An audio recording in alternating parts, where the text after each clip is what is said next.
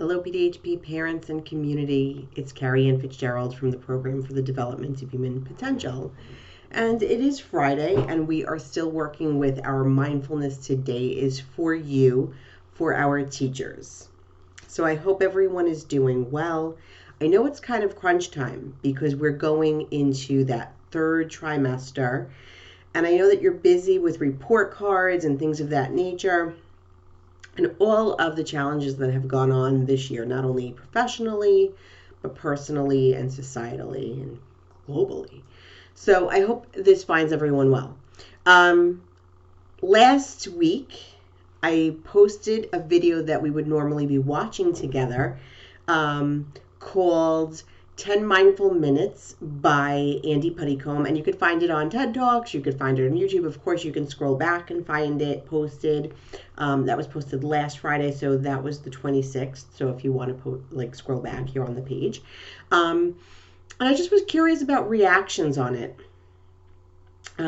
Whenever I watch it, I kind of think about the fact that we're so aware of watching maybe health in that physical sense. But what are the things that we're doing for our brain? The brain that takes in all this information. The brain that we ask our students to engage, right?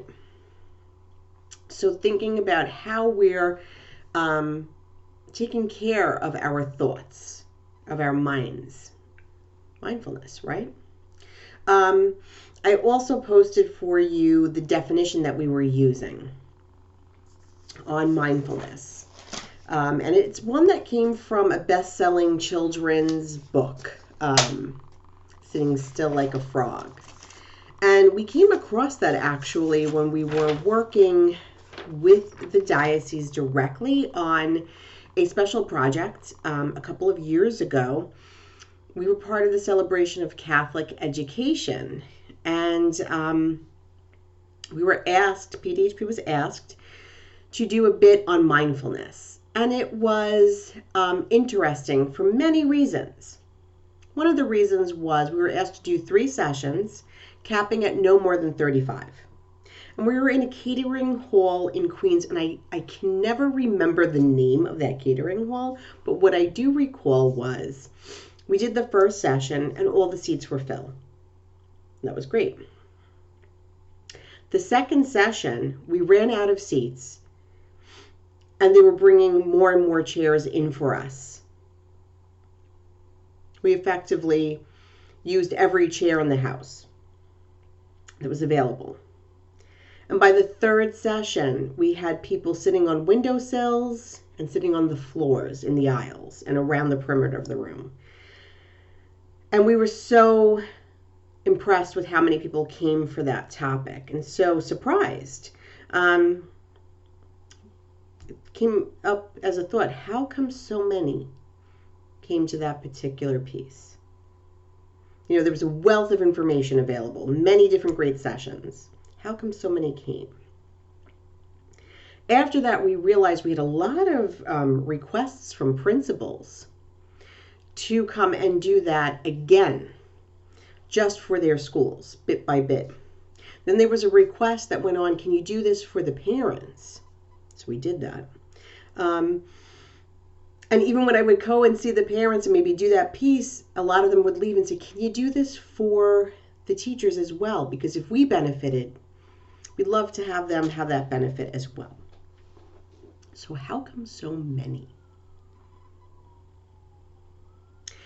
How do you feel when you are stressed out? What are the things that you do?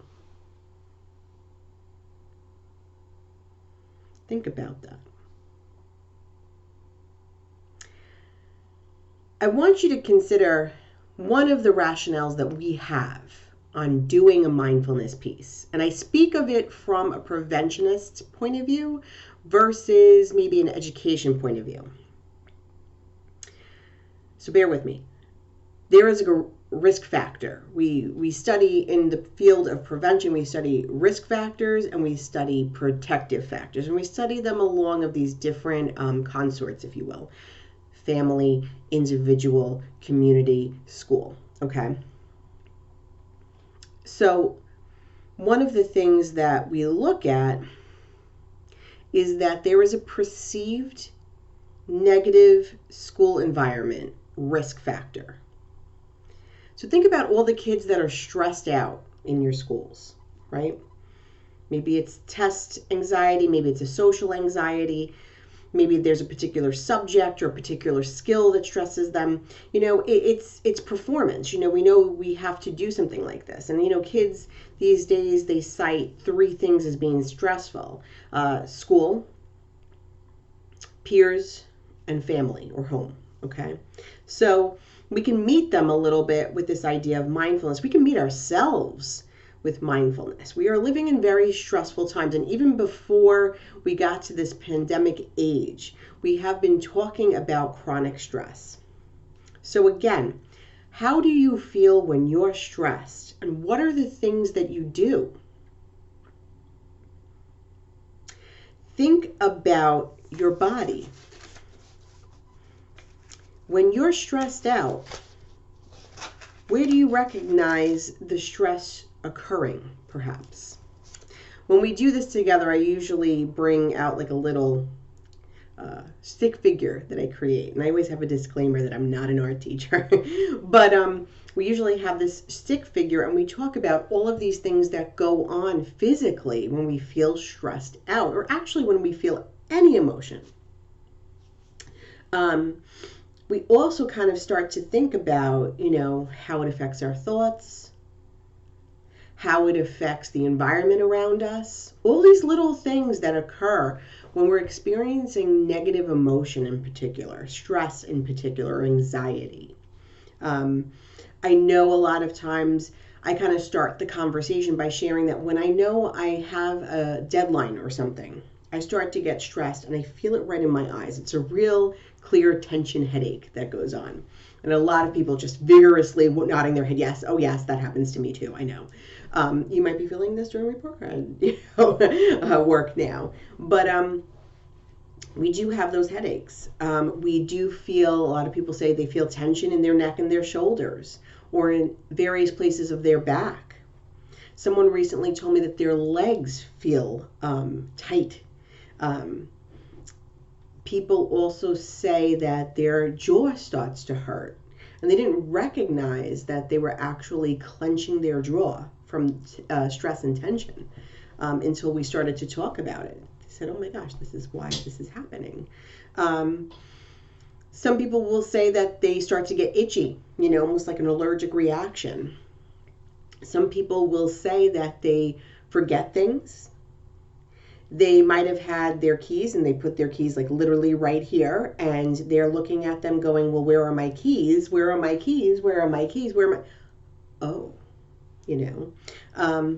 So all of these things kind of start to affect us when we are stressed out. And other emotions, of course, So I want you to consider that. When you're feeling that, what are the things that you do to combat that stress? These, at this point, maybe in this conversation, you never thought about it before.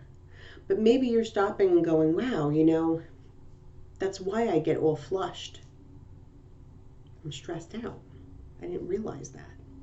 So making these connections. The reason we make these connections is because this is science. This is your body's way of telling you that something is going on. Now it's how we choose to react to it. We call that coping skills. And of course, with coping skills, we can have very positive coping skills. We could also have very negative coping skills. So I want you to consider, what are your coping skills? What do you do when you realize you're really stressed out? What is your action to take? You may find that some of your reactions are really negative. But you know what? You've just learned information about yourself. So what I will ask is that you consider, what are positive coping skills that you've gone to in the past? Can you apply them now? Can you share them here? For people who do have that negative reinforcement, they will have a treasure trove now, a listing of positive coping skills. So consider that. And if you have one, a positive one to share, please go ahead and share that in the comments. I will see you on Monday, and we will continue our conversation. I hope you have a good weekend. Do something kind for yourself and for others, and stay safe.